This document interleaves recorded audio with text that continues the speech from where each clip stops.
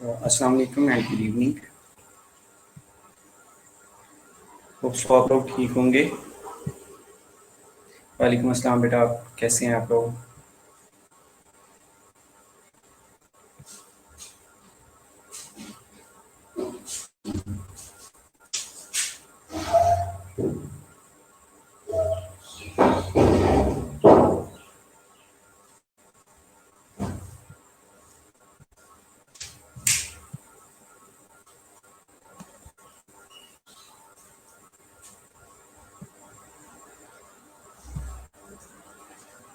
Okay well, हम last class में कुछ डिस्कस कर रहे थे जीआईटी के बारे में, स्मॉल इंटेस्टाइन के बारे में।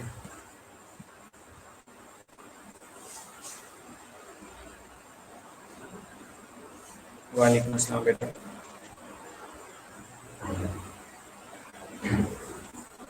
वेल, तो कोई बता सकते हैं कि स्मॉल इंटेस्टाइन का क्या क्या फंक्शन?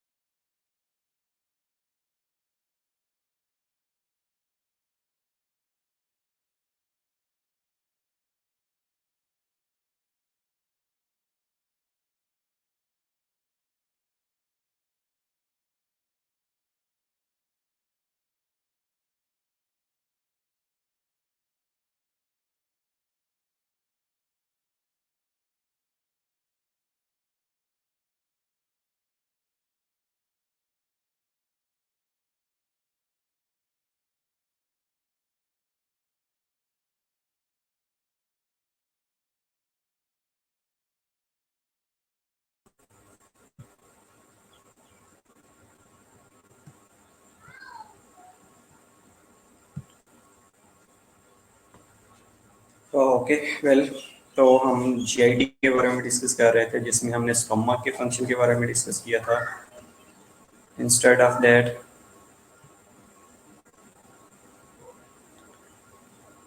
हमने फेजेस के बारे में डिस्कस किया था एज वेल। इसमें हमने ये कहा था कि स्फेलिक फेज होती है, गैस्ट्रिक फेज होती है और इंटेस्टाइनल फेज होती है। ये सारी चीज़ें हमने ऑलरेडी डिस्कस कर ली थी। आज हम अगेन स्मॉल इंटेस्टाइन के बारे में डिस्कस करने वाले हैं, क्योंकि लास्ट टाइम भी आप लोगों ने कहा था कि आवाज़ का प्रॉब्लम था, रिपीटेडली हमारा कनेक्शन डिस्कनेक्ट हो रहा था। बेटा आवाज़ नहीं आ रही? बेटा अभी लेक्चर अपडेट हो रहा है, जैसे ही अपडेट हो जाएगा पीपीटी शो होना शुरू हो जाएगी। अभी लेक्चर अपडेट हो रहा है बेटा, पीपीटी शो हो जाती है, डोंट वरी।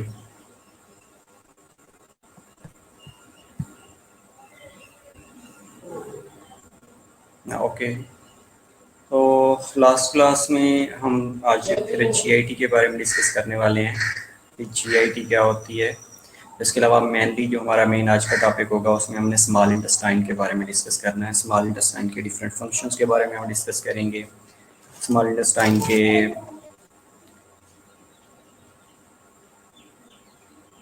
डिफरेंट पार्ट्स के बारे में डिस्कस करने वाले हैं कि डिफरेंट पार्ट कौन कौन से होते हैं। जिनमें हमने लास्ट टाइम भी क्लास के अंदर डिस्कस किया था कि जुजिनम होता है, ड्यूडिनम होता है, इलियम होता है, और हमने ये भी डिस्कस किया था कि जो टर्मिनल इलियम होती है वहाँ से विटामिन बी 12 की अब्जॉर्प्शन हो रही होती है। वेल, तो ये वालेकुम अस्सलाम बेटा। ये सारी चीज़ें हम वन बाई वन इनको अगेन आज देख लेते हैं on the PPT as well as हम डिस्कस भी कर लेते हैं, एक ओवरव्यू भी कर लेते हैं इसका। तो अभी तक लेक्चर जो है ये अपलोड नहीं हुआ, अगर अपलोड हो जाता है तो श्योर वी विल कंटिन्यू। लेकिन उससे पहले कि हम स्मॉल इंटेस्टाइन के फंक्शन के बारे में थोड़ा सा ओवरव्यू कर लेते हैं। लास्ट टाइम भी हम फंक्शन का डिस्कस कर रहे थे, तो क्या क्या फंक्शन हो सकते हैं स्मॉल इंटेस्टाइन के, किसी को पता है? पहले तो ये चीज़ बताएं कि स्मॉल इंटेस्टाइन और जो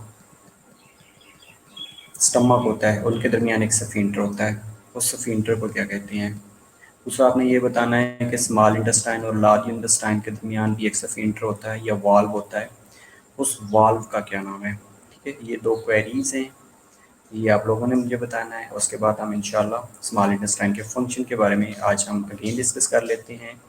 इसके अलावा हम पार्ट्स ऑफ स्मॉल इंटेस्टाइन जिनमें जीजिनम है, ड्यूडिनम है, इलियम है, उसको हम डिस्कस कर लेते हैं, राइट।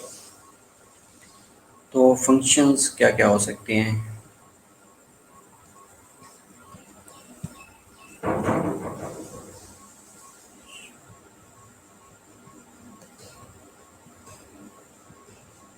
ओके, अब पीपीटी शो हो रही है। ओके, पाइलोरिक सफिंटर कहाँ पे होता है? Well, very good. पाइलोरिक सफिंटर बेटा कहाँ पे होता है? और ओडाई सफिंटर कहाँ पे होता है? Who is seeing Oddi sphincter? अच्छा, मैं नाम नहीं लूंगा बेटा। ओडाई सफिंटर या सफिंटर ऑफ ओडाई, ये कहाँ पे होता है? पाइलोरिक सफिंटर कहाँ पे होता है?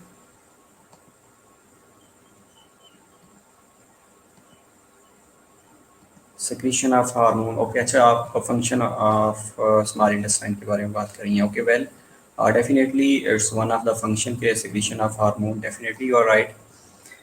इसके अलावा क्वेश्चन वाज दैट कि स्मॉल इंटेस्टाइन और लार्ज इंटेस्टाइन के दरमियान एक सफिंटर एग्जिस्ट करता है, उस सफिंटर का क्या नाम है? और सेकेंडली, स्टमक और स्मॉल इंटेस्टाइन के दरमियान एक सफिंटर एग्जिस्ट कर रहा होता है, उस सफिंटर का क्या नाम है? That was two questions, right. Pyloric sphincter, okay, well, very good. Pyloric sphincter होता है, ओके, वेल वेल गुड, ठीक है। और लार्ज इंटेस्टाइन के दरमियान कौन सा सफिंटर होता है? लार्ज इंटेस्टाइन और स्मॉल इंटेस्टाइन के दरमियान कौन सा सफिंटर होता है?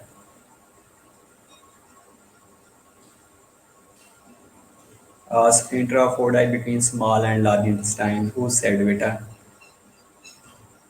No no no no, sphincter of Oddi small और लार्ज इंटेस्टाइन के दरमियान नहीं होता।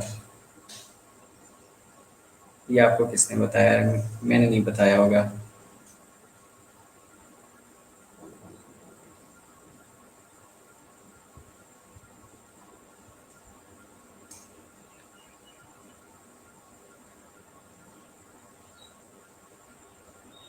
कार्डियक सफिंटर कहाँ पे होता है?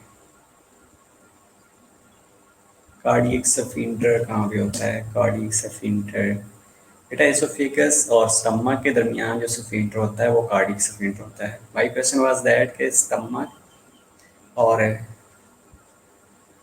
इंटेस्टाइन, स्मॉल इंटेस्टाइन के दरमियान कौन सा सफिंटर होता है? दूसरा क्वेश्चन वाज दैट के स्मॉल इंटेस्टाइन और लार्ज इंटेस्टाइन के दरमियान कौन सा सफिंटर या वाल्व होता है, राइट। तो इसका मतलब है कि आप लोग नहीं पढ़ते, है ना। सिंपल क्वेश्चन था जो कि आप लोगों को नहीं पता। ओके, वेल, स्टमक और एसोफेगस के दरमियान कार्डियक सफिंटर होता है, वेल, पाइलोरिक सफिंक्टर होता है। थैंक यू बेटा, होप सो, ठीक है, वेरी गुड। और तीसरी चीज़ है कि जो इलियोसिकल वाल्व या इलियोसिकल सफिंक्टर होता है that exist between the small और लार्ज इंटेस्टाइन। ओके, तो जो सफिंक्टर ऑफ ओडाई है वो क्या है? किसी ने सफिंक्टर ऑफ ओडाई का नाम ही लिया था, मैं उसका नाम नहीं बताना चाह रहा कि किसने कहा सफिंक्टर ऑफ ओडाई। तो आप ये बता दें कि जो स्फिंक्टर है वो कहाँ पे होता है। ओके, पाइलोरेट बिटवीन स्टमक और स्मॉल इंटेस्टाइन, एग्री। ठीक है, तो लार्ज इंटेस्टाइन और स्मॉल इंटेस्टाइन के दरमियान इलियोसिकल वाल्व होता है। ये इलियोसिकल स्फिंक्टर भी उसे कहा जाता है। तो स्फिंक्टर क्या है, हमने लास्ट क्लास में भी डिस्कस किया था कि एक स्फिंक्टर होता है। हेपेटोपेंक्रियाटिक स्फिंक्टर का नाम भी लिया था, हेपेटोपेंक्रियाटिक ये स्फिंक्टर भी हमने कहा था। अच्छा, ड्यूडिनल पेपला, ओके, ड्यूडिनल पेपला क्या होता है। अच्छा ठीक है, ड्यूडिनल पेपला एक कर्व होती है जहाँ आपके हेपेटोपेंक्रियाटिक स्फिंक्टर पड़ा होता है, और ये वो सेक्रीशन जो पेंक्रियास से आ रही होती हैं, लीवर से आ रही होती हैं, गॉल ब्लैडर से आ रही होती हैं, उनको इसमें कंट्रोल करना होता है। अच्छा, हेपेटोपेंक्रियाटिक स्फिंक्टर रिलैक्स कब होता है, कब सेक्रीशन अपनी इंटेस्टाइन के अंदर या ड्यूडिनम के अंदर ड्रेन करता है। कौन सी ऐसी कंडीशन होती है जो उसको स्टिमुलेट करती है, कौन सा ऐसा हार्मोन सेक्रेट होता है जो ट्रिगर कर रहा होता है कि हेपेटोपेंक्रियाटिक स्फिंक्टर को रिलैक्स होना है और उसने अपनी सेक्रेशन जो है वो ड्यूडिनम के अंदर ड्रेन करनी है। इट वाज वेरी इंपॉर्टेंट, मैंने उसने भी बताया था कि आपको ये जो स्फिंक्टर ऑफ है ये वेरी वेरी इंपॉर्टेंट है। ठीक है, तो आप लोगों ने नहीं पढ़ाना। anyhow it's almost 13 minutes are passed out और 21 स्टूडेंट्स आर ऑनलाइन, तो बाकी खाना खाने के बाद सो जाती हैं। ठीक है, हमने और लीवर के बारे में डिस्कस किया था, लीवर के बारे में थोड़ा सा डिस्कस कर लेंगे। आप बता देंगे कि लीवर के बारे में हमने क्या क्या पढ़ा था।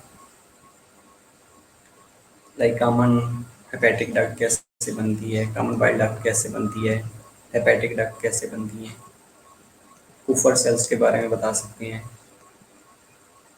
इसके अलावा हमने साइनोसाइड्स के बारे में डिस्कस किया था। नहीं, आवाज़ आ रही है मेरी। लास्ट क्लास में हमने जॉन्डिस के बारे में भी डिस्कस किया था। आज हमने स्मॉल इंटेस्टाइन के बारे में डिस्कस करना है। चलें थोड़ा सा लीवर के बारे में डिस्कस कर लें जब तक बाकी लोग ऑनलाइन नहीं होते। उसके बाद हम जॉन्डिस के बारे में भी आप लोगों से पूछ लेता हूँ कि जॉन्डिस होती क्या है बेसिकली। वीडियो शो हो रही है, ओके वेल। तो चलें लीवर के बारे में बात कर रहे थे। साइनोसाइड्स क्या होते हैं बेटा, साइनोसाइड्स, okay, well, parasympathetic stimulation increases gastric juice, okay, well, parasympathetic stimulation definitely I'm agree with you कि बिल्कुल आपने सही बताया है। लेकिन हेपेटोपेंक्रियाटिक जो स्फिंक्टर्स होता है या स्फिंक्टर ऑफ ओडाई जो होता है वो रिलैक्स कब होगा, क्वेश्चन वाज दैट। हेपेटोपेंक्रियाटिक स्फिंक्टर की रिलैक्सेशन कब होएगी और अपना वो जो उसके पास सेक्रीशन होएगी वो ड्यूडिनम के अंदर कब ड्रेन करेगा, कौन सी ऐसा हार्मोन्स को रिलीज होता है या कोई और हार्मोनल या केमिकल चेंजेस आती हैं इंटेस्टाइन के अंदर तो वो ट्रिगर करती हैं वो केमिकल या हार्मोनल कंट्रोल क्या था, question was that. Any how नहीं पढ़ेंगे पास नहीं होंगे।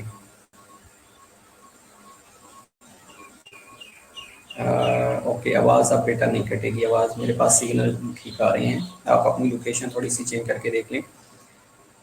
एनी हाउ बाकी लोगों को आवाज़ कट के आ रही है, बाकी लोगों को सही आ रही है, लेट मी कंफर्म। ओके, तो हम जॉइंटस के बारे में थोड़ा सा डिस्कस कर लेते हैं। लास्ट हमने ये कहा था कि जॉइंटस जो होती है ये एक्सेस बिलियोबन की वजह से हो रही होती है, जिसको हमने कहा था प्री हेपेटिक होती है, हेपेटोसेलुलर होती है, और तीसरा हमने पोस्ट हेपेटिक का नाम दिया था। प्री हेपेटिक का क्या मतलब था। ओके, आवाज़ बेटा क्लियर आ रही है, आप अपनी थोड़ी सी लोकेशन चेंज करके देख लें या पेज को रिफ्रेश कर सकती हैं, राइट। अच्छा बेटा, जॉन्डिस के बारे में हमने कहा था कि बिलीरुबिन है इसमें इलिमिनेट होना होता है। अच्छा, आप क्वेश्चन इज दैट कि जो बिलीरुबिन होता है फीसेस में किस फॉर्म में इलिमिनेट होता है और यूरिन में किस फॉर्म में इलिमिनेट होता है, जल्दी बताएं। और बाकी लोगों को भी आप काइंडली ग्रुप में टेक्स्ट कर दें कि जल्दी से ऑनलाइन हो जाएं कि हम स्मॉल इंटेस्टाइन आज फिर डिस्कस कर लें।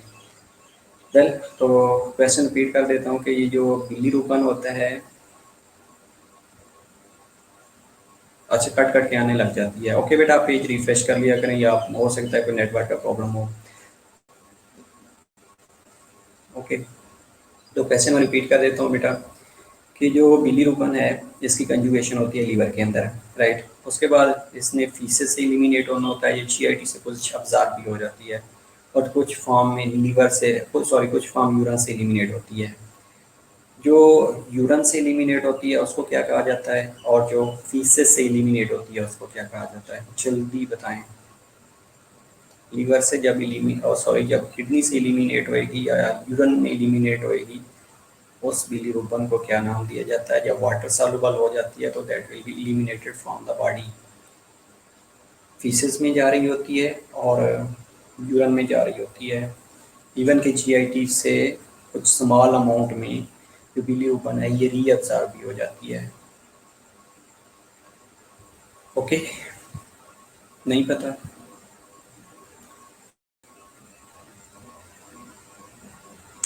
एनी हाउ, चलिए मैं आप लोगों को बता देता हूँ कि जो बिलीरुबिन है, जिसने जब बॉडी से एलिमिनेट होना होता है तो मेनली दो ही फॉर्म में एलिमिनेट हो रही होती है।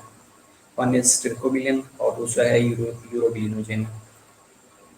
अब जो यूरोबिलिनोजेन है, पहली चीज़ तो ये है कि ये यूरिन से एलिमिनेट हो रही होती है। Water soluble I think bile है, अच्छा।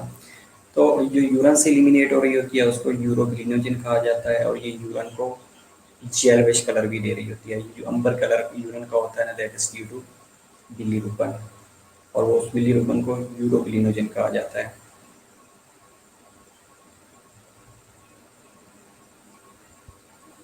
बेटा एक वर्ड की भी क्यों नहीं समझ आ रही। आप पूछिए क्वेश्चन, क्या समझ नहीं आई बेटा।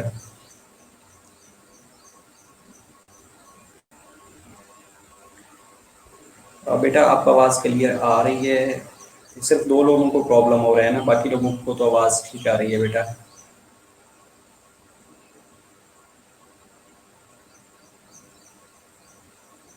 ओके बेटा, जो सिर्कोबिलिन है ये फीसेस से एलिमिनेट हो रही होती है और कुछ जीआईटी से अब्जॉर्ब भी हो जाती है। इसके अलावा जो यूरोबिलिनोजेन है ये यूरिन से एलिमिनेट हो रही होती है और यूरिन को कलर भी दे रही होती है। सेम कंडीशन में था फीसेस, फीसेस को भी कलर दे रही होती है। इवन के ये भी कहा जाता है कि जो bacterial normal flora of GIT है वो भी हेल्प आउट कर रहा होता है फ्लूटस प्रोडक्शन में। इसके अलावा जो फीसेस का कलर होता है उसमें भी somehow at some extent bilirubin जो कि स्टिरकोबिलिन की फॉर्म में एलिमिनेट होती है उसका भी रोल होता है, राइट। ये कुछ चीज़ें हमने लास्ट क्लास में डिस्कस की थी। तो ओनली 25 स्टूडेंट्स आर ऑनलाइन, तो बाकी नहीं आना चाह रहे हैं। चलिए हम कंटिन्यू कर लेते हैं विद द स्मॉल इंटेस्टाइन। तो स्मॉल इंटेस्टाइन के बारे में, फंक्शन के बारे में आप लोग इनिशियली बता रहे थे। अच्छा, कभी सही आने लग जाती है और कभी कभी कट जाती है। Okay,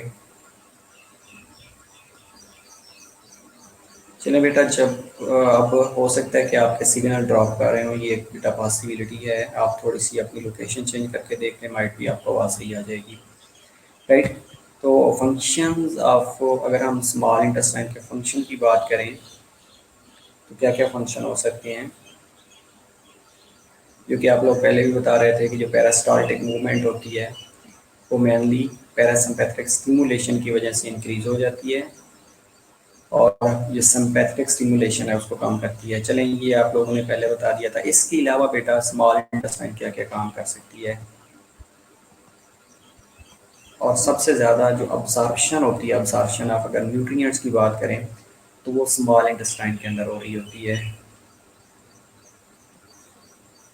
no Ali, small intestine का फंक्शन स्टोरेज ऑफ फूड नहीं है। पहली चीज़ है कि स्टोरेज ऑफ फूड आपका स्टमक भी कर रहा होता है, तो क्या हम कह सकते हैं कि उसका मेन जो फंक्शन है वो स्टमक का वो स्टोरेज है? Definitely no. अब जो स्टमक के अंदर है वहाँ पे भी HCl प्रोड्यूस हो रहा होता है, वहाँ पे भी गैस्ट्रन प्रोड्यूस हो रहा होता है, वहाँ पे भी सिक्रीटन प्रोड्यूस हो रहा होता है, तो उसकी मजीद डाइजेशन काज करवा रहे होते हैं। इसके अलावा चलो डाइजेशन की बात आप मान जाती हैं, लेकिन मेन फंक्शन की अगर आप बात करेंगे तो मेन फंक्शन इसका अब्जॉर्प्शन है। सबसे ज़्यादा जो विलाई या विलस होते हैं वो स्मॉल इंटेस्टाइन के अंदर पड़े होते हैं, और जितनी भी अब्जॉर्प्शन होती है वो मेनली स्मॉल इंटेस्टाइन के अंदर हो रही होती है। अगर आप कहें ना कि main function of the small intestine is absorption of nutrients, तो ये बात एट सम एक्सटेंट ठीक होगी। अगर आप कहेंगे ना कि स्टोरेज है तो वो डेफिनेटली नो। ओके, ठीक है। इसके अलावा कार्बोहाइड्रेट्स, प्रोटीन्स और फैट की डेफिनेटली अब्जॉर्प्शन हो रही होती है। अब्जॉर्प्शन कैसे होती है बेटा, हमने उस टाइम भी डिस्कस किया था कि इंटेरोसाइट्स होते हैं। इसके अलावा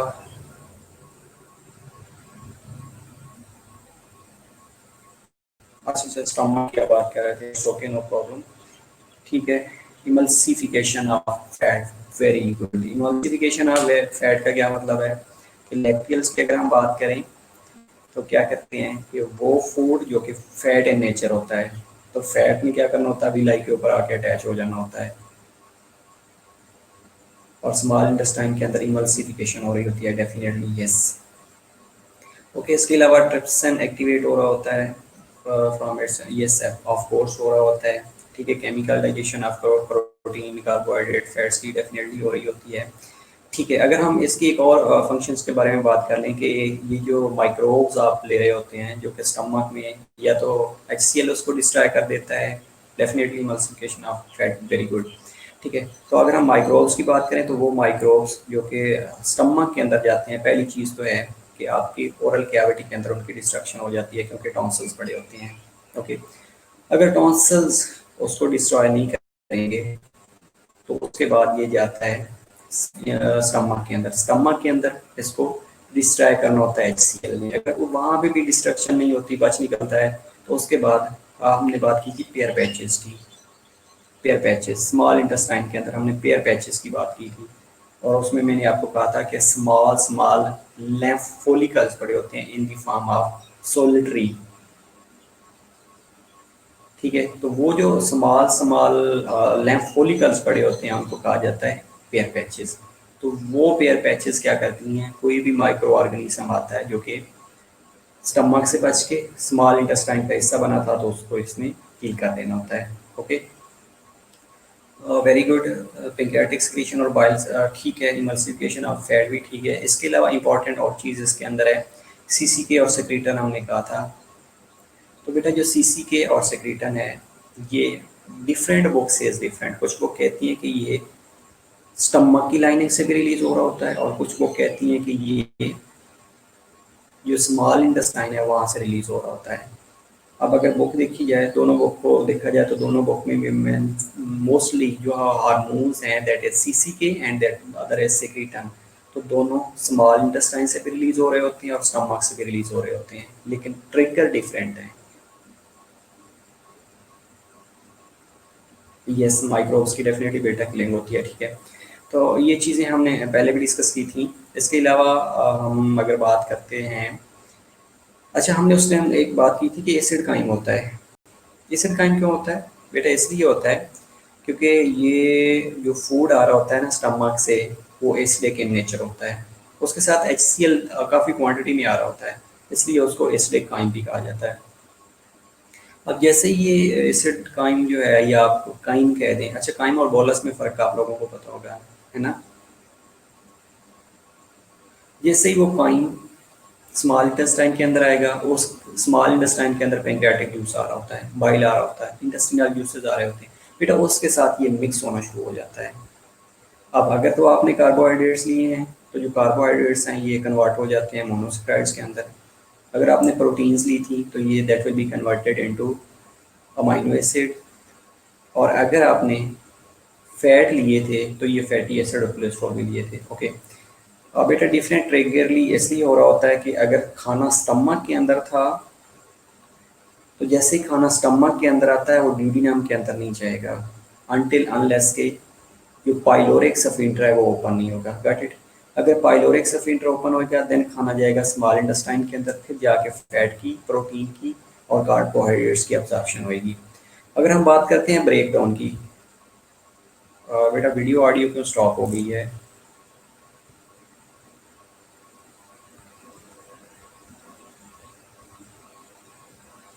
बेटा डेफिनेटली आप कह सकते हैं कि जो काइम होता है ये कंटेन करता है gastro intestinal juices, definitely. Okay, तो हम बात कर रहे थे कि ट्रिगर कैसे होते हैं। ओके, वेरी गुड क्वेश्चन कि ट्रिगर कैसे हो रहे होते हैं। बेटा स्मॉल इंटेस्टाइन के अंदर जाएगा खाना जब पाइलोरिक स्फिंक्टर ओपन होएगा। अगर पाइलोरिक स्फिंक्टर ओपन नहीं होएगा तो खाना स्टमक के अंदर रहेगा। अब खाना ने स्टमक के अंदर रहना है, वो फूड ने रहना है कि जो आपने फैट लिए हैं, वो फूड ने ज़्यादा देर के लिए रहना है। अगर आपने कार्बोहाइड्रेट्स लिया वो 3 to 4 आवर्स के लिए रहेगा, 2 to 3 आवर्स के लिए रहेगा। अगर 2 to 3 आवर्स के लिए वहाँ पे है तो डू यू थिंक कि उसके ऊपर किसी ने एक्ट नहीं करना, केमिकल डाइजेशन नहीं होनी? डेफिनेटली होनी है, लेकिन होनी किसके रिजल्ट में है? वहाँ पे अगेन सीसीके भी रिलीज हो रहा होता है और सेक्रेटन भी रिलीज हो रहा होता है, लेकिन इसको ट्रिगर कर रहा होता है गैस्ट्रॉन। अब गैस्ट्रॉन जैसे ट्रिगर करेगा वो जाके जो गैस्ट्रिक ग्लैंड्स पड़े होते हैं उनको एक्टिवेट कर देता है। अब उसके रिजल्ट में रिलीज हो रहा होता है, एक ट्रिगर ये है। दूसरा, अगर हम स्मॉल इंटेस्टाइन की बात करें तो बेटा स्मॉल इंटेस्टाइन के अंदर जैसे एसिडिक आता है ना, तो ये एसिडिक अगेन सेक्रीटन, सीसीके और बाइकार्ब्स को ट्रिगर कर रहा होता है। बाइकार्ब्स को इसलिए ट्रिगर करता है कि अगर बाइकार्ब्स उस टाइम रिलीज नहीं होंगे तो जो स्मॉल इंटेस्टाइन की लाइनिंग है वो एसिड को रोड करना शुरू कर देगा, अरोनियन करना शुरू कर देता है। ओके, तो इस अरोनियन से बचने के लिए स्मॉल इंटेस्टाइन के अंदर भी लार्ज अमाउंट में बाइकार्ब्स क्रिएट हो रहे होते हैं। इसके अलावा जो वाटर है ना, वो स्मॉल इंटेस्टाइन में कम ऑब्जर्व होता है, लार्ज इंटेस्टाइन में सबसे ज़्यादा ऑब्जर्व हो रहा होता है। और दूसरी बात कि जो स्मॉल इंटेस्टाइन है उसके अंदर सबसे ज़्यादा ऑब्जर्प्शन हो रही होती है और लार्ज इंटेस्टाइन में सबसे कम ऑब्जर्प्शन हो रही होती है। ओके, तो ये ट्रिगर्स हैं जो कि सीसीके और सेक्रेटन को ट्रिगर करके रिलीज करवा रहे होते हैं। देन अच्छा, that was about the function of small intestine. Also आप लोगों को समझ आ गई होगी। ठीक है, तो अगर हम इसकी स्मॉल इंटेस्टाइन की और थोड़ा सा डिस्कस कर लें तो माइट बी मोर हेल्पफुल होगा। ओके, डेफिनेटली स्टूडेंट्स काइंडली अपनी बाकी क्लास को भी बता दें कि जल्दी से ऑनलाइन हो जाएं, ये ग्रुप में मैसेज शेयर कर दें ताकि आप लोगों की अटेंडेंस मार्क हो जाए। वेल, तो स्मॉल इंटेस्टाइन की अगर हम बात करें तो बेटा पहली चीज़ तो है कि आपके माइंड में जो कनेक्शन है वो आनी चाहिए। कनेक्शन क्या है कि जो स्टमक और स्मॉल इंटेस्टाइन के दरमियान कनेक्शन एग्जिस्ट करता है, दैट इज पाइलोरिक स्फिंक्टर।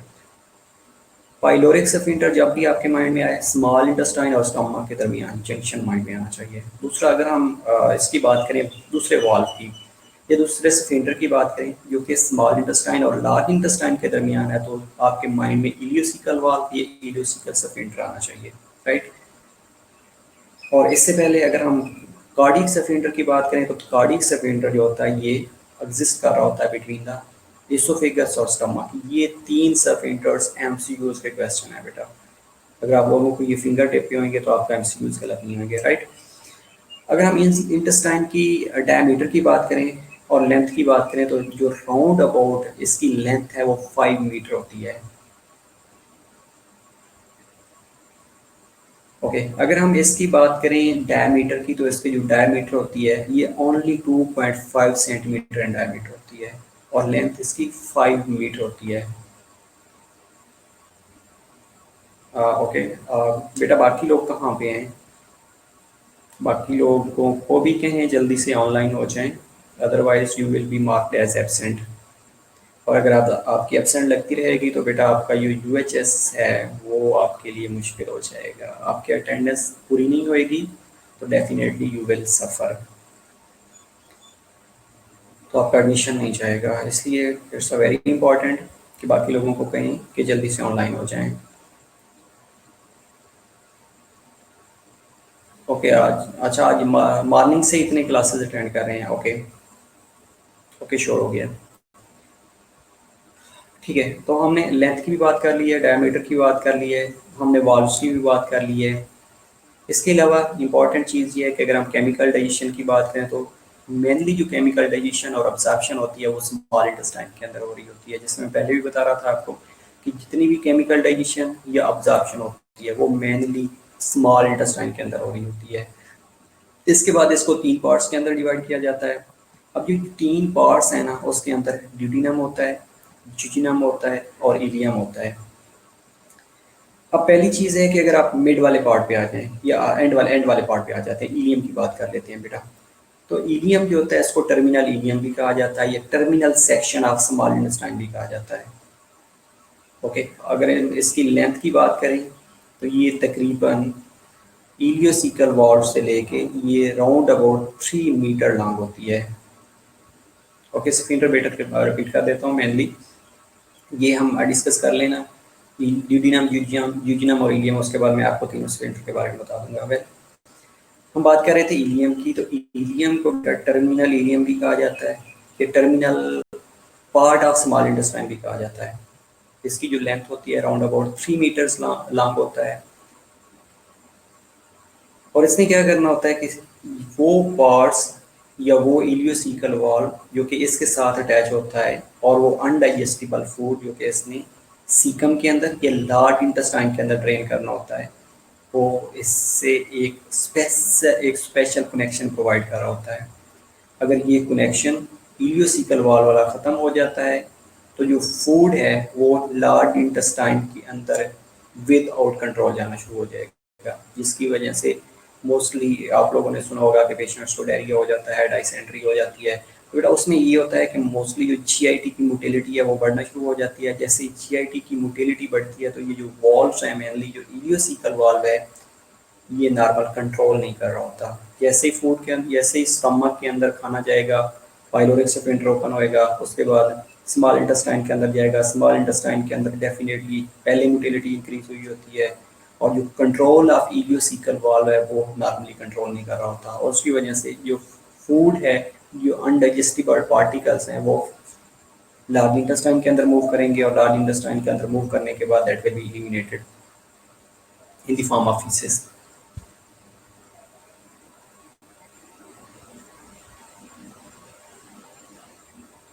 बेटा आपका सेंडिंग ऑप्शन, बेटा आपके नेटवर्क का कोई इशू होगा, लेकिन चलिए बाकी लोगों को क्योंकि प्रॉब्लम नहीं आ रहा, तो अगर एक बंदी को प्रॉब्लम आ रहा है तो डेफिनेटली बेटा उसके नेटवर्क का एरर हो सकता है या कोई कनेक्शन प्रॉब्लम हो सकता है, लेकिन वी विल सॉर्ट आउट इंशाल्लाह।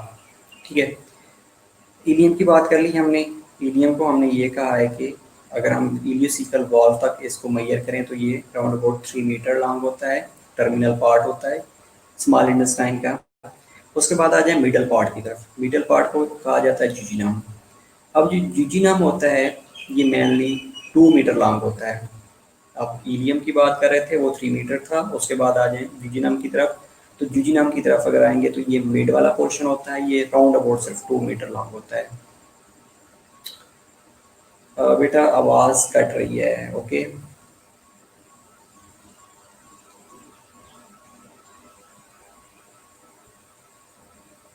ओके, अब आवाज़ देखिएगा, कंफर्म कीजिएगा, लेकिन अब आवाज़ क्यों कट रही है बेटा?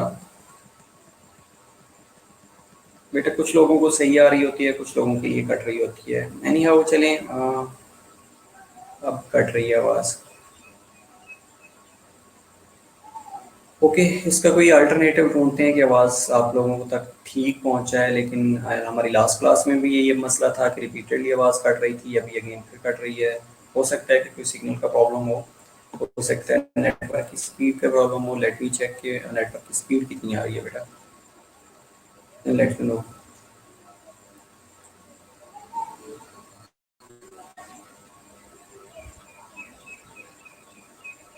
ओके बेटा, डोंट वरी, आपकी एब्सेंट नहीं लगेगी बेटा। 8.3 MB पर सेकंड मेरे पास स्पीड आ रही है।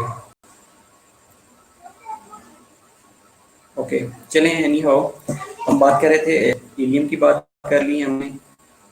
उसके बाद हमने अब बात करते हैं ड्यूडिनम के बारे में। तो बेटा जो ड्यूडिनम होती है ना, इसके अंदर हमने बात की थी लास्ट टाइम के हेपेटोपेंक्रियाटिक इम्प्यूला की। और ये जो हेपेटिक पेंक्रियाटिक इम्प्यूला होता है, ये ड्यूडिनम के ऊपर एक कर्व शेप जंक्शन होता है। ओहो, वेरी सॉरी बेटा, आप देखते हैं आवाज़ क्यों कट रही है, आई डोंट नो। बाकी लोगों को तो क्लियर आ रही है, लेकिन बेटा आप काइंडली अपनी थोड़ी सी लोकेशन चेंज कर लें, पेज को रिफ्रेश कर लें और अपनी जो लोकेशन है वो चेंज करके देख लें। बेटा आप एक दफ़ा पेज को रिफ्रेश करें और लोकेशन चेंज करें, माइट भी ठीक हो जाएगी। ड्यूडिनम की बात करें तो जो ड्यूडिनम होती है इसके ऊपर मेनली हेपेटोपेंक्रियाटिक इंफ्यूला पड़ा होता है, और हेपेटिक जो ड्यूडिनल पेपल होता है that is guarded by a ring of that is guarded by a ring of muscles, और वो जो मसल्स होते हैं वो हेपेटोपेंक्रियाटिक सफिंटर होता है, या सफिंटर ऑफ ओडाई भी उसे कहा जाता है। अब जितनी भी सेक्रेशंस बेटा आ रही होती हैं वो चाहे लीवर से आ रही है, डेफिनेटली आनी होती है, पेंक्रियाज से आ रही होती हैं, गॉल ब्लेडर से आ रही होती हैं, ये सारी सेक्रेशंस मर्ज होती हैं या अकमुलेट होती हैं टू हेपेटोपेंक्रियाटिक इंप्यूला के अंदर, और ये हेपेटोपेंक्रियाटिक इंप्यूला ड्यूडिनम के अंदर इंटर होता है एट द ड्यूडिनल पेपला, और जो ड्यूडिनल पेपला है that is guarded by a ring of muscles. अब उन रिंग ऑफ मसल्स को हेपेटोपेंक्रियाटिक सफिंटर या सफिंटर ऑफ ओडाई कहा जाता है। ओके, ये था ड्यूडिनम के बारे में, यूजिनम के बारे में और इलियम के बारे में। अब हम बात कर लेते हैं सफिंटर्स के बारे में बेटा। तो सफिंटर्स मेनली मैंने आप लोगों को तीन मेनली जो कि एमसीक्यूज के रिलेशन से आ रहे होते हैं, उनके अंदर पहला जो स्फिंक्टर होता है आपके एसोफेगस और स्टमक के दरमियान होता है, उसको कहा जाता है कार्डियक स्फिंक्टर, क्योंकि वो नियर टू हार्ट प्रेजेंट होता है। या आप लोग ने क्वेश्चन भी पूछा था कि सर उसको कार्डियक स्फिंक्टर क्यों कहा जाता है, तो एक पॉसिबिलिटी मुझे ये मिली थी, लेकिन बुक में कोई एविडेंस नहीं है कि उसको कार्डियक स्फिंक्टर का क्यों नाम दिया गया है और कार्डियक स्फिंक्टर क्यों कहती हैं। ये इट्स माई परसेप्शन के माइट भी वो नियर टू हार्ट हो तो उस वजह से उसको कार्डियक स्फिंक्टर कहा जाता है। ठीक है, दूसरा जो स्फिंक्टर होता है बेटा मेनली जो कि स्टमक और स्मॉल इंटेस्टाइन के दरमियान एग्जिस्ट कर रहा होता है, वो स्फिंक्टर्स को पाइलोरिक स्फिंक्टर कहा जाता है। और तीसरा स्फिंक्टर ये जो वाल्व एग्जिस्ट कर रहा होता है वो बिटवीन स्मॉल इंटेस्टाइन और लार्ज इंटेस्टाइन के दरमियान एग्जिस्ट कर रहा होता है। आप ये भी कह सकते हैं कि वो वाल्व जो कि टर्मिनल इलियम इलियम और लार्ज इंटेस्टाइन के दरमियान एग्जिस्ट कर रहा होता है उसको भी इलियोसिकल वाल्व या इलियोसिकल स्फिंक्टर कहते हैं। ओके, तो ये जो एमसीक्यूज में आता है वो ये भी आ सकता है कि जो इलियोसिकल वाल्व है exist between the large and small intestine, तो भी ठीक है। ये भी आ सकता है कि provides a connection between the terminal ileum या ileum and the large intestine. Okay, तो ये सारी चीज़ें, ये पॉसिबिलिटी हैं, ये एमसीक्यूज में इस तरह के क्वेश्चन पूछे जा सकते हैं। वेल, उसके बाद हमने लार्ज इंटेस्टाइन के और जो चीज़ें डिस्कस की थी, जिसमें हमने कहा था कि मिसेंट्री होती है या पेरिटोनियम होती है। इसके बाद हमने मेकोजा के बारे में बात की थी। तो मेकोजा के बारे में ये था कि इसके अंदर ना परमानेंट सर्कुलर फोल्ड्स होते हैं, विलाई या विलस होते हैं, प्रेजेंट होते हैं। अब ये जो परमानेंट सर्कुलर फोल्ड्स होते हैं ना, जिस तरह हमने कहा था कि स्टमक के अंदर ट्यूबें पड़ी होती हैं, फिंगर लाइक प्रोजेक्शंस होती हैं। अब उनके अंदर क्या था कि हमने कहा था म्यूकस सेक्रेट हो रहा है, वो उसको ड्राई आउट नहीं होने देता। Same condition with the intestine, with the small intestine. अब इसके अंदर भी स्मॉल स्मॉल प्रोजेक्शंस होती हैं जिनको हम परमानेंट सर्कुलर फोल्ड्स भी कहा जाता है, म्यूकी भी कहा जाता है, विलाई भी कहा जाता है। अब ये बेसिकली क्या करती हैं कि वो काइम जो कि पास आउट होकर आ रहा होता है फ्रॉम द स्टमक, तो उसको मजीद इन्होंने ब्रेक डाउन करना होता है, चर्निंग और चैपिंग करनी होती है। उनके दरमियान वो जो फूड है वो मजीद स्मॉल पीसेस के अंदर ब्रेक डाउन हो रहा होता है।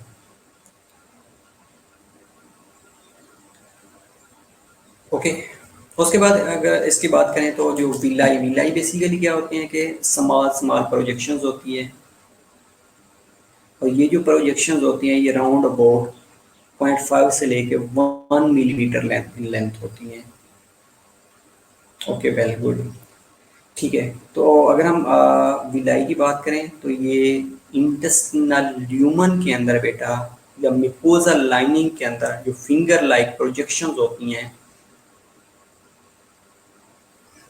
जो फिंगर लाइक प्रोजेक्शंस होती हैं उनको विलाई कहा जाता है। अगर हम इनकी लेंथ के बारे में बात करें तो जो इनकी लेंथ होती है बेटा वो राउंड अबाउट 0.5 से लेके 1 मिलीमीटर इनकी लेंथ होती है, और इनके बाहर एक कॉलमनार एपिथेलियल सेल की कवरिंग होती है जिनको इंटेरोसाइट्स कहा जाता है। ओके, अब ये जो इंटेरोसाइट्स होते हैं ये क्या करते हैं बेटा, इनके ऊपर जैसे ही वो फूड जो आपने फैट की फॉर्म में लिया था, कार्बोहाइड्रेट्स की फॉर्म में लिया था या प्रोटीन की फॉर्म में लिया था, वो जैसे ही आके अटैच होता है तो ये इंटेरोसाइट्स उसको ऑब्जॉर्ब करना शुरू कर देती हैं। अब ये जो ऑब्जॉर्प्शन होती है ये डिफरेंट प्रोसेस के थ्रू हो रही होती है, चाहे वो डिफ्यूजन है, ऑस्मोसिस है, फैसिलिटेटेड डिफ्यूजन हो रही होती है, ठीक है। तो ये डिफ्यूजन के थ्रू जो फूड है वो डिफ्यूज होने के बाद इंटेरोसाइट्स का हिस्सा बनता है, और इंटेरोसाइट्स क्या करते हैं, इस फूड को लीवर के अंदर भेजती हैं। लीवर के अंदर इसलिए भेजा जाता है ताकि वो खाना जो कि आपने खाया था उसके अंदर कोई टॉक्सिक मटेरियल तो नहीं है। अगर टॉक्सिक मटेरियल होएगा तो जो लीवर है वो उसकी डिटॉक्सिफिकेशन कर देता है। वेल, उसके बाद अगेन ये राइट एट्रियम का हिस्सा बनता है। राइट एट्रियम का हिस्सा बनने के बाद ये अगेन सिस्टेमिक सर्कुलेशन का हिस्सा बन जाता है। आवाज फिर कट रही है बेटा, बेटा क्या कर सकते हैं आप भी, लेकिन अब कोई एरर है बेटा, नेटवर्क के अंदर कोई एरर है। कुछ लोगों को बिल्कुल क्लियर आ रही है, और कहीं पे जहाँ पे नेटवर्क की स्पीड कम है आई थिंक वहाँ पे आवाज़ कट रही होती है। ओके, इसके अलावा इसके अंदर स्मॉल इंटेस्टाइन के अंदर इंपॉर्टेंटली गोबलेट सेल्स पड़े होते हैं। अब ये जो गोबलेट सेल्स होते हैं बेसिकली इनको म्यूकस सेक्रेटिंग सेल्स भी कहा जाता है। अब ये जो गोबलेट सेल्स होते हैं ये इंटेरोसाइट्स के दरमियान एग्जिस्ट कर रहे होते हैं। ओके बेटा, मैं रिपीट कर दूंगा, don't worry don't worry. Okay, ये गोबलेट सेल क्या करते हैं, ये म्यूकस सिक्रेटिंग सेल्स होते हैं। इनको ये इंटेरोसाइट्स के दरमियान अपनी सिक्रीशन दे रहे होते हैं। इसलिए दे रहे होते हैं कि ये जो इंटेरोसाइट्स हैं ये एक दूसरे के साथ फ्रिक्शन फ्री रहें। अगर ये एक दूसरे के साथ मर्ज रहेंगे, जिस तरह हमने कहा था कि रूही होती हैं, तो उनके दरमियान म्यूकस प्रेजेंट होता है, सेम कंडीशन विद द इंटेरोसाइट्स। तो यहाँ पे भी म्यूकस होता है जो इनको आपस में कोलैप्स नहीं होने देता, ड्राई आउट नहीं होने देता, मॉइस्ट रखता है। इसके अलावा ब्लड वेसल्स होती हैं, सेंट्रल लेम्फ कैपिलरीज होती हैं, और लेम्फ कैपिलरीज जो कि स्मॉल इंटेस्टाइन के अंदर प्रेजेंट होती हैं उनको हमने कहा था कि लैक्टियल्स होती हैं। और ये जो लैक्टियल्स होते हैं ये क्या करते हैं, इन्होंने फैट को ऑब्जर्व करना होता है, उसके बाद जो लैम्फ होता है उसको मिल्क की अपीयरेंस देते हैं। ये हम तब भी डिस्कस किया था जब हम लैम्फ वाला चैप्टर डिस्कस कर रहे थे कि वो फैट्स जो कि स्मॉल इंटेस्टाइन से जो लेम्फ कैपिलरीज ऑब्जर्व कर रही होती हैं, उसके बाद जो लेम्फ होता है उसको एक मिल्की अपीयरेंस मिल रही होती है, ठीक है। और वो किस वजह से होती है, क्योंकि वहाँ पे लैक्टियल्स पड़े होते हैं, और लैक्टियल्स जो होते हैं फैट को ऑब्जर्व करने के बाद लैम्फ को मिल्क की अपीयरेंस दे रही होती हैं। ओके, उसके बाद हमने इंटेस्टिनल ग्लैंड्स के बारे में पहले डिस्कस किया है, इंटेरोसाइट्स के बारे में हमने डिस्कस किया है, निकोजा के बारे में डिस्कस किया है, लेम्फ कैपिलरीज के बारे में डिस्कस किया है। अब तीसरी जो चीज़ है इसके अंदर again some other types of glands present होते हैं जो कि विलाई के दरमियान प्रेजेंट होते हैं, और ये क्या करते हैं, इन्होंने जो विलाई की वॉल्स होती हैं उनके ऊपर जो एपिथेलियम होती है और वो जैसे ही शेड हो रही होती है तो उसको रीजनरेट करवा रही होती है।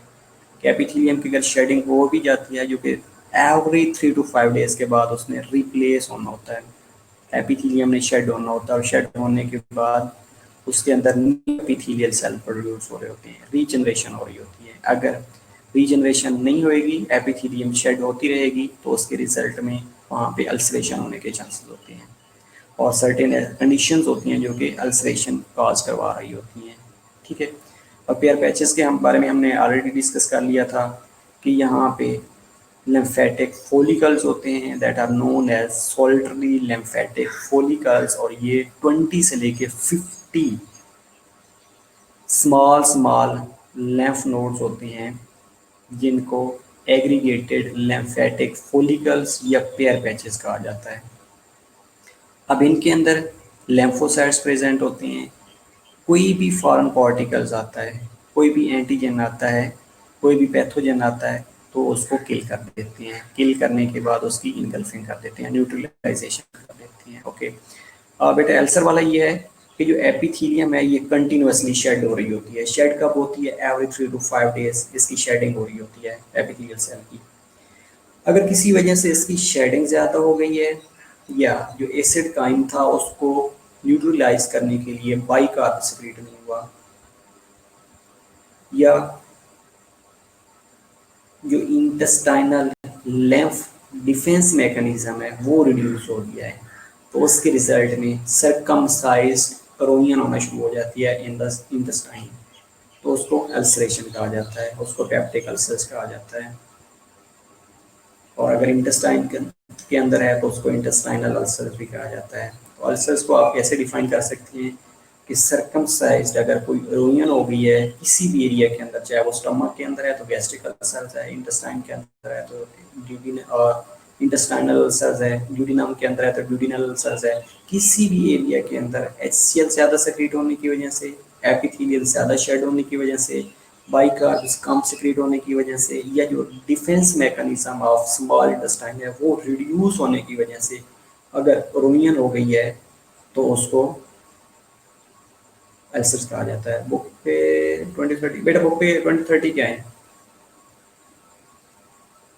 2230 बेटा क्या है बुक में? लेफ्ट नोट की बात कर रहे हैं बेटा। बेटा जो मिनिमम क्वांटिटी होती है वो 20 होती है, ठीक है, और जो मैक्सिमम क्वांटिटी है बेटा वो 50 तक होती है। अगर आप लेफ्ट नोड की बात कर रही हैं, सोल्डरी फॉलिकल्स की बात कर रही हैं, तो बेटा वो 20 to 50 होती हैं। अगर आपकी बुक में और 30 लिखे हुए हैं तो माइट भी ये ओल्ड एडिशन में लिखे हुए हो सकता है कि नए एडिशन में 50 लिखे हुए हों। तो बेटा जो मिनिमम क्वांटिटी में होते हैं वो 20 होते हैं, और जो ज़्यादा से ज़्यादा होते हैं और ये distal end of the ilium तक ये प्रेजेंट होते हैं, तो ये 50 नंबर तक होते हैं। ये बेटा गाइटन के अंदर लिखा हुआ है। लेम्फ नोड की बात, ओके लेम्फ नोड, मुझे भी यही लग रहा था कि आप लेम्फ नोड की बात कर रही होंगी। ये 20 to 50 होते हैं बेटा। अगर आपकी बुक के अंदर 20 to 30 लिखा हुआ है माइट भी ओल्ड एडिशन हो, और अगर आपके पास न्यू एडिशन है तो उसमें अराउंड 50 लिखे होंगे आई थिंक। ठीक है, तो ये हमारा स्मॉल इंटेस्टाइन के बारे में था, जो कि हमने लास्ट क्लास में आवाज़ रिपीटेडली कट होने की वजह से आप लोगों को कुछ भी समझ नहीं आ रही थी। ठीक है, तो इसके अलावा chemical digestion of small intestine is very very important. इसमें हमने पहले भी डिस्कस किया है कि वो एसिड काइम जो स्मॉल इंटेस्टाइन के अंदर आता है वो पेंक्रियाटिक जूस के साथ मिक्स होता है, वो इंटेस्टाइनल जूस के साथ मिक्स होता है, वो बाइल के साथ मिक्स होता है, और मिक्स होने के बाद इंटेरोसाइट्स ऑफ विलाई के कंटेक्ट में आता है। और जैसे वो इंटेरोसाइट्स की कंटेक्ट में आता है तो वहाँ पे डिफ्यूजन, ओस्मोसिस, फैसिलिटेटेड ट्रांसपोर्टेशन, तो इसके थ्रू इसकी अब्जॉर्प्शन होना शुरू हो जाती है। और अगेन ये आपने बायोकेमिस्ट्री में भी पढ़ा होगा कि जो कार्बोहाइड्रेट्स होती हैं ये अब्जार्वेबल कब होते हैं? जब ये मोनोसाइट्स के अंदर कन्वर्ट हो जाती है। Same condition with the protein, जब ये अमाइनो एसिड्स के अंदर कन्वर्ट हो जाती हैं। और building blocks protein are also known as amino acids, तो ये अमाइनो एसिड्स की फॉर्म में ये स्टोर हुए होते हैं। तीसरी चीज़ है कि जो फैट्स हैं ये फैटी एसिड और ग्लाइसरॉल के अंदर कन्वर्ट होते हैं, उसके बाद इनकी अब्जॉर्प्शन होती है। अगर ये ब्रेक डाउन इनकी नहीं होएगी तो अल्टीमेटली इनकी अब्जॉर्प्शन नहीं होएगी। वेल, तो ये एक ओवरव्यू था जो कि आप लोगों ने राउंड अबाउट 40 मिनट्स ले लिए हैं इसको और डिस्कस करते करते। आज उम्मीद है आप लोगों को अच्छी खासी समझ आ गई होगी। वेल, ठीक है, तो इसके अलावा अगर हम सेक्रेशंस की बात पहले कर चुके थे कि इसके अंदर डिफरेंट सेक्रेशंस होती हैं, digestion of carbohydrates, proteins, fats, ये हमने पहले चीज़ें डिस्कस कर ली थी।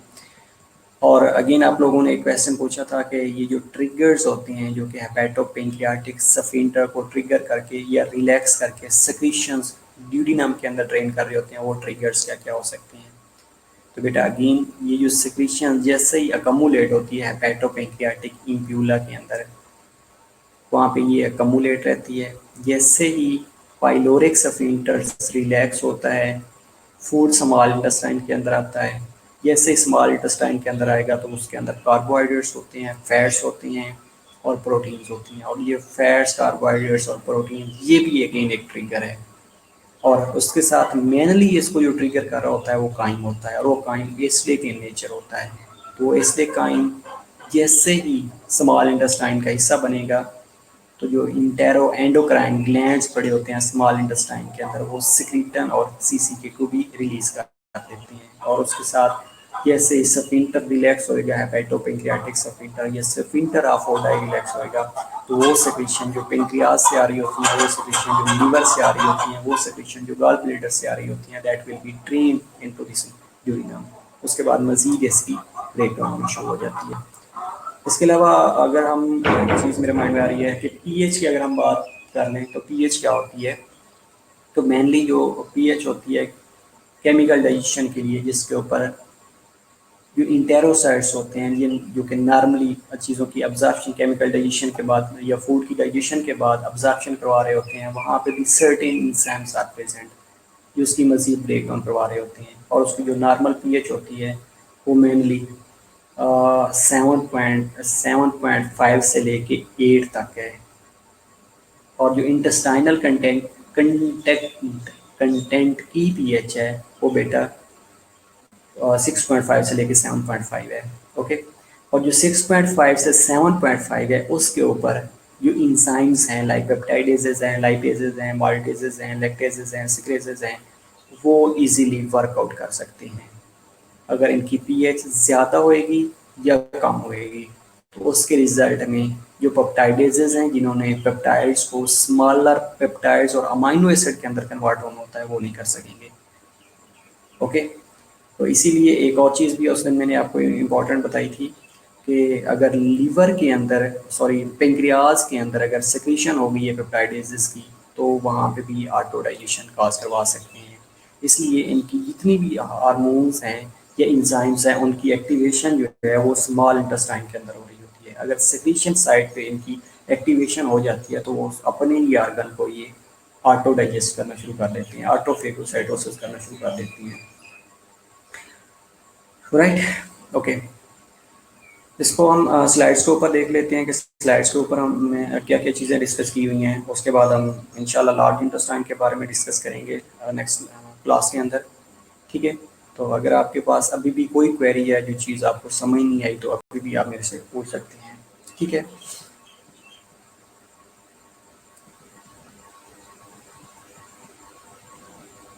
कोई भी क्वेश्चन माइंड में आ रहा हो तो आप मेरे से पूछ सकते हैं।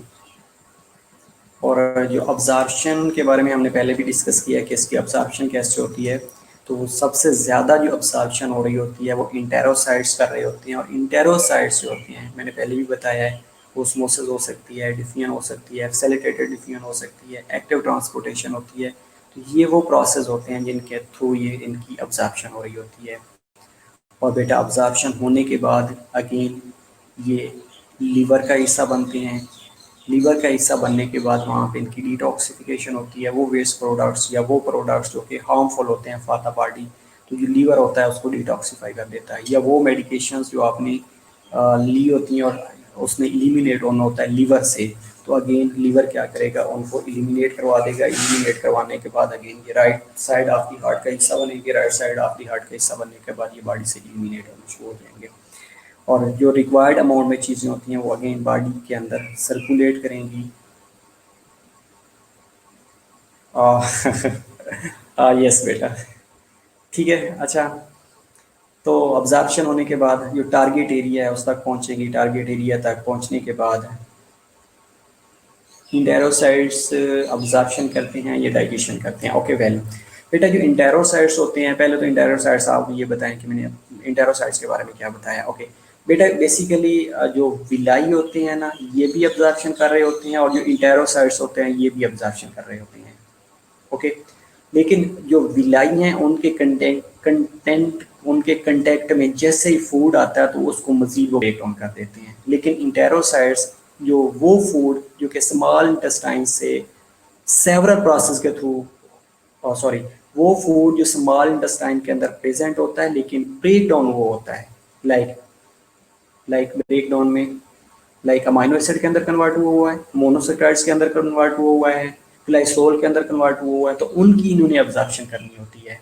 अगर ये फूड कन्वर्टेड में नहीं है लाइक डाइसेक्राइड्स में प्रेजेंट है, ट्राइग्लिसराइड्स में प्रेजेंट है, तो उनकी एब्जॉर्प्शन ये नहीं करेंगे। तो वो पार्टिकल्स जो कि ऑलरेडी एबल टू डाइजेस्ट होते हैं तो उनकी ये एंटेरोसाइट्स एब्जॉर्प्शन करवा रहे होते हैं। ठीक है,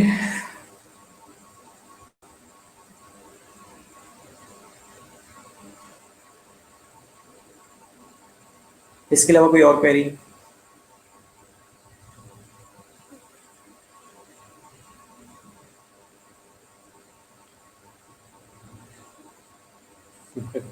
ट्रिगर्स है बेटा हेपेटोपेंक्रियाटिक स्फिंक्टर। बेटा हेपेटोपेंक्रियाटिक स्फिंक्टर के अंदर सिक्रीशन कहाँ से आती है, आप ये बताएं, मैं आपको ट्रिगर्स इजीली समझा दूंगा। लीवर, चले मैं आपको बता देता हूँ, टाइम थोड़ा है। बेटा लीवर से सिक्रीशन आ रही होती हैं, पेंक्रियास से सिक्रीशन आ रही होती हैं, और गॉल ब्लेडर से सिक्रीशन आ रही होती हैं। ओके बेटा, ये जो तीन सिक्रीशंस आती हैं ना, ओके, ये जो तीन सेक्रेशंस आ रही होती है, इन्होंने आके ड्यूडिनम के ऊपर है हेपेटोपेंक्रियाटिक स्फिंक्टर ने इनको कंट्रोल करना होता है, और पेंक्रियाटिक इम्प्यूला के अंदर इन्होंने अकोमुलेट होना होता है। वेल, अब जैसे ही वहां पे ये अकोमुलेट होती है ना, तो फूड प्रेजेंट था स्टमक के अंदर, अब स्टमक से जाना है स्मॉल इंटेस्टाइन के अंदर। Got it? जैसे स्मॉल इंटेस्टाइन के अंदर फूड जाएगा, तो वो फूड, उसकी जो नेचर्स है, हो सकता है वो, पहली बात तो ये है कि वो स्टेक कायम होगा, उसके अलावा उसके अंदर फैट होंगे, उसके अंदर कार्बोहाइड्रेट्स होंगे। ठीक है, अब फैट ले लें, कार्बोहाइड्रेट्स ले लें, या प्रोटीन ले लें, आपकी मर्जी है। अब जैसे ही वो फूड स्मॉल इंटेस्टाइन का हिस्सा बनेगा, तो वहाँ पे अगेन कोलिसिस्टोकाइनिन और सेक्रीटन रिलीज होते हैं। अब जैसे ही कोलिसिस्टोकाइनिन और सेक्रीटन रिलीज होते हैं, ये एक ट्रिगर है कि उनको हेपेटोपेंक्रियाटिक स्फिंक्टर को रिलैक्स करवा देगा। बेटा दूसरा ट्रिगर ये है कि जैसे ही पाइलोरिक स्फिंक्टर रिलैक्स होएगा, फूड जाएगा ड्यूडिनम के अंदर, ये स्मॉल इंटेस्टाइन के अंदर जाएगा, तब ही जो हेपेटोपेंक्रियाटिक स्फिंक्टर है वो रिलैक्स होएगा, ताकि वो सारी सेक्रेशंस ड्यूडिनम के अंदर ट्रेन करे, ताकि जो फूड है उसको मजीद ब्रेक डाउन करके उनको डाइजेस्टिबल बनाने के बाद इंटेरोसाइट्स के साथ उसकी अब्जॉर्प्शन की जा सके।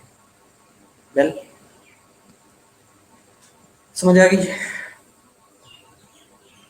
ठीक है, अब लास्ट क्लास में हमने ये चीज़ें डिस्कस की थी, लेकिन आप लोगों को समझ नहीं आई थी। अब आपने क्या करना है, स्टमक पढ़ लेना है, स्टमक की फेजेस पढ़ लेनी है, और स्मॉल इंटेस्टाइन पढ़ लेना है। हम जो नेक्स्ट लेक्चर स्टार्ट करेंगे उससे 15 मिनट पहले मैं आप लोगों से ये सारी चीज़ें पूछूंगा, और इम्पॉर्टेंटली आपकी जो फेजेस हैं, 3 phases of secretion of gastric juice that are very very important. Okay, see you inshallah in next lectures on Thursday ना, yes of course Thursday इंशाल्लाह।